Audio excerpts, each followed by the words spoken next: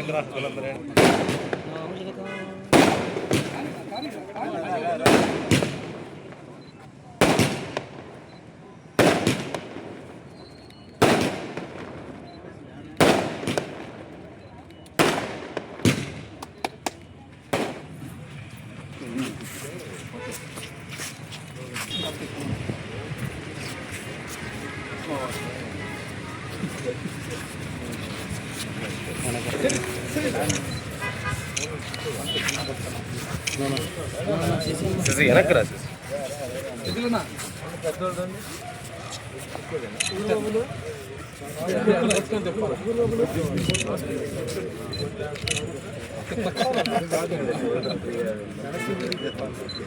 రెండు కట్టేది ఉన్నాయి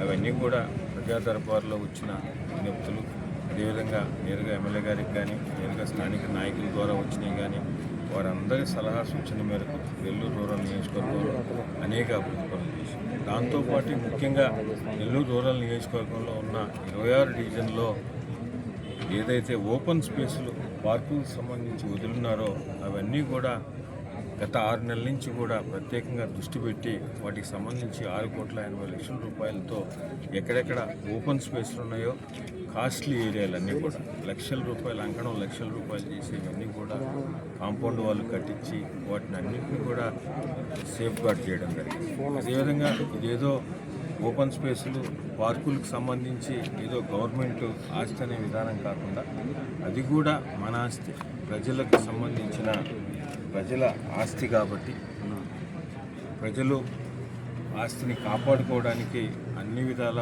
నెల్లూరు నగర కార్పొరేషన్ వారి సహాయ సహకారాలతో, మంత్రివర్యులు డాక్టర్ పొంగూరు నారాయణ గారి సహాయ సహకారాలతో దాదాపు 7 కోట్ల రూపాయలతో 300 కోట్లకు పైగా స్థలాన్ని కాంపౌండ్ వాళ్ళు కూడా కట్టి ఈరోజు సేఫ్ గార్డ్ చేశారు.